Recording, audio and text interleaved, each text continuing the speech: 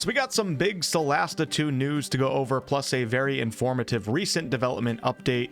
Now, the new trailer that came out was from the Game Awards, so that's kind of old news, but I wanted to wait to make my video until they did the later development update, and then I ended up getting caught up in the holidays. So yes, I am late to all of this news right now, but it's still fairly recent, and I think it's really, really important to talk about because there's a lot of exciting stuff here.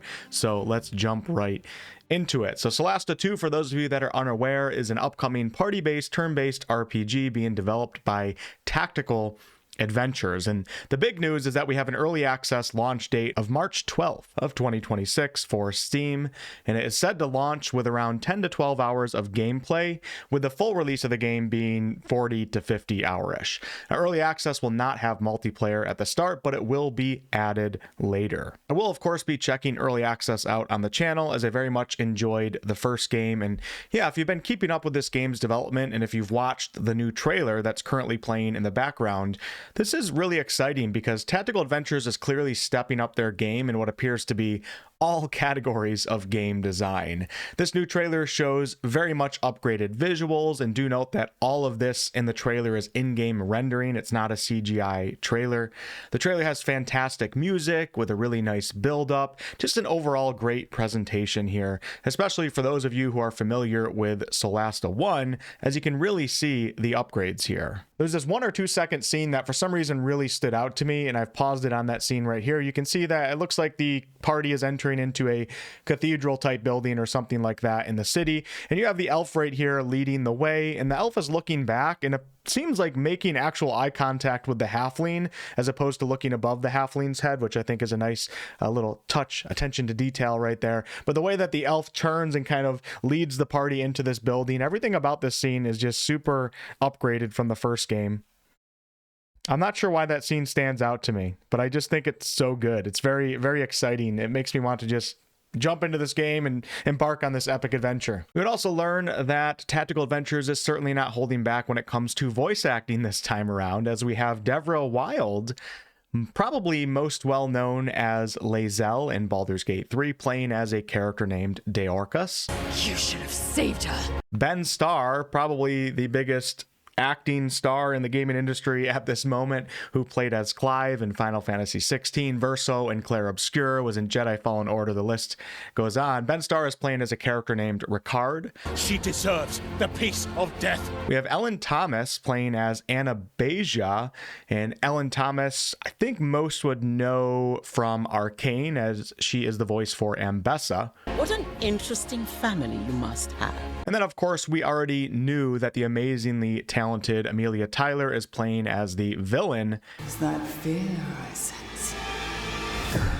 Shadwin, and Amelia has played many great roles, but many of you, of course, will know her from Baldur's Gate 3, as she was the narrator of that game. So this trailer overall helps set up the story for the game, making it once again clear that your party is a group of siblings.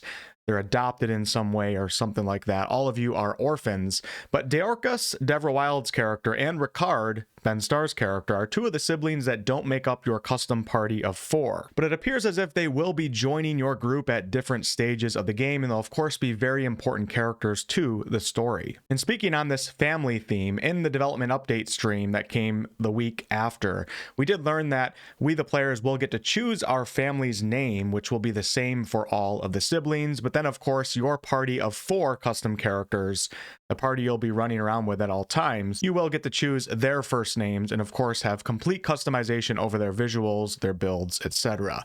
The idea here is that all of the siblings have grown up and they've left the orphanage that they all grew up in, and they're now reuniting for what appears to be their mother's death. In the trailer, we learn that their mother, Ma Hin, before she died, left a note for her children, so for us, basically telling us to stay in the light, fight for good, and help each other. Deorcus, upon seeing her mother's sarcophagus, appears to not agree with Ricard about the circumstances of our mother's death, and Ricard says that she deserved peace and is kind of happy with the way things, I don't know about happy, but is content with the way that things played out here. But then we see a short scene where Deorcus, Deborah Wild's character, appears to be trying to bring her mother back from the dead with some sort of resurrection spell, which is when Amelia Tyler's character, the game's main villain, comes in and says, "Is that fear I sense? Good." And then we do see some combat at the end of the trailer. Everything looks great. But speaking of combat, the devs also did a live stream combat showcase focused on, of course, combat, but they also answered some other questions. So here's a little bit of a summary of a few things that we learned from that dev update stream, things that I think are noteworthy. And also just an FYI, this showcase does feature the updated 2024 5th edition rule set. Unlike the demo that you are able to play right now that's currently available to everyone to play, that is the old rule set from Solasta II. Someone did ask about the dungeon maker, as there was one in the first game where players could kind of customize their own dungeon and then share that with other players online. Well, the dev said that the dungeon maker is currently up in the air with Solasta II. They're not sure just yet, but they certainly want to do it. It's just there's a lot more limitations and things they have to go through this time around as they're on a different engine, etc. Right here we have a random encounter clip. I'm assuming that the party entered it from traveling on the world map or perhaps resting. And the party passed a stealth check in relation to this random encounter, a behind the scenes stealth check. And what this allows the party to do for the forced random encounter is it allows them to be hidden at the start of it, and it allows them to set up in a very strategic position as the enemy combatants don't know that you are there. And you can actually exit if you stealth through this random encounter arena like map and avoid the random encounter.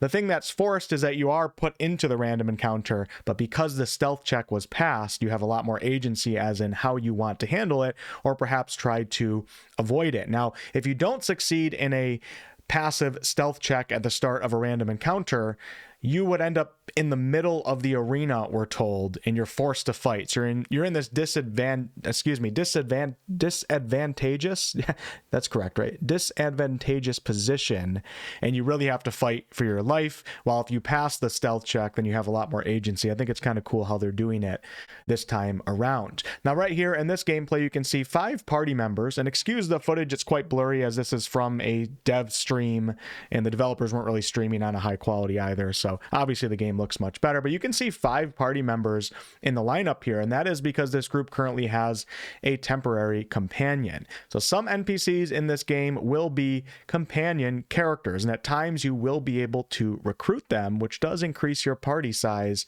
from 4 to 5, and I think you can even actually do 6 at times.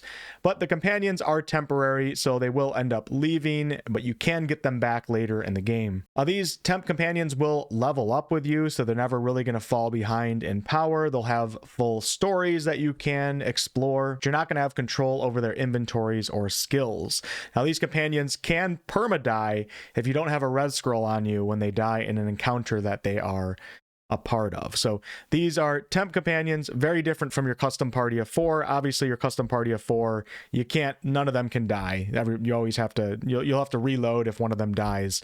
You have to keep that party of 4 alive, but the temp companions can perma die. We also learned that in Solasta II, if you ambush opponents, meaning sneak up behind them and they don't know that you're there and you get the first attack off, the surprise condition is going to be a bit different in this updated rule set. So surprise no longer will give you a full surprise round like it did in Solasta I. Now it just gives disadvantage to the surprised opponent's initiative. And there we go. And that gives us the initiative rolls. Keep that in mind. Personally, I think this is probably a good thing. Also, another update different from the first game is when you attack with a sneak attack, you're now automatically revealed to the enemy. You used to end up being able to keep hiding in the shadows if you passed your attacks, which presented some balancing issues. So both of these changes here with the updated rule set to this game and the updated rule set in general is kind of nerfing a little bit the player and what you can do. But in my opinion, it's probably best for balancing reasons. So you can't really completely ruin every fight and make every fight trivial, even though sometimes that can be fun. We also learned about Vex. So in this gameplay clip right here, you see the skeleton being vexed, and that is because this rogue used a Vex weapon mastery, which is a new 2024 rule set update. And this weapon mastery system, what it does is it allows you to select, depending on your class, a number of weapon masteries specific to class and weapon. And these weapon masteries unlock specific powers such as a Vex or a push perhaps. The Vex weapon mastery, which was used here, and this is for the rogue with the short bow, makes it so that if you hit a creature with your short bow and deal damage, you'll now have advantage on your next attack roll against that creature before the end of your next turn. Now we should also talk about ready actions. So in the first game, it was quite simple. You could only ready up a few actions, but in Solasta II, it can now be used in a much more versatile way with way more actions to choose from, such as being able to use a ton of different spells. You can ready up a ton of different spells. You cannot do this with AoE spells, only single target spells. So you can't ready up a fireball. However, you can, ready up a guiding bolt. Big change from the first game. It's going to be quite powerful in this one. It was powerful in the first one as well, but if you're not familiar with what ready action is, basically, instead of, expending your action right away on your turn, you can ready up, let's say, a spell or, a bow shot or something like that. And when an opponent enters into a certain area that you have chosen, then that action will just go right off if that condition is met. So it's kind of like delay turn in a way, but it automatically will go off when a certain trigger or condition is met. Tactical Adventures introduced us to a new homebrew cleric cantrip called Holy Conduit, which inflicts 1d6 radiant damage to a single target, but then that same opponent and other opponents that are close to your first target can possibly take an additional 1d4 AoE radiant damage, but that can be reduced by a con save. Pretty cool, and glad to see the devs showing some cleric cantrip love. Speaking of cleric cantrip love, we also have the cleric cantrip called Divine Shield, which grants the target 1d8 temporary hit points. Pretty cool. We did get to see some of the level up interface, including the option to multi-class, of course, and everything here is being designed in a way to make it a bit easier to understand and view if you're not a D&D 5th edition player. The devs did show off a bit of controller gameplay, which was great to see. You can do point and click with the controller, but you can, of course, also just run around like it's an action RPG, similar to what you can do in Baldur's Gate 3, and you can even bring the camera down into the third person perspective. This is old news, but it's great to see it in action with a controller.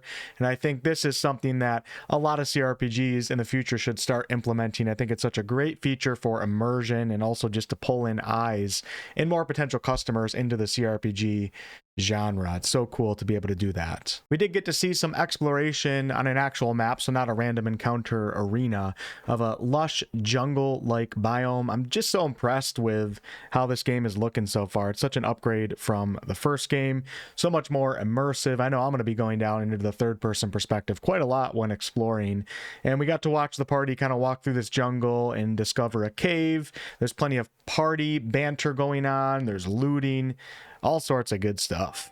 And I'm going to leave it right there for this video. There's actually like another 45 minutes of the dev update stream that I need to comb through again to grab some details, but I'll include any of that in a future Solasta video. This video is getting quite long and I want to get it out today. And I think all the big news has been stated. So March 12th of 2026, which will be this year for some of you guys that are watching after New Year's, early access will begin for Solasta II, and I will be playing it on the channel and of course doing some content for this game as well. Let me know what you all think about this game down below. Catch you on the next one.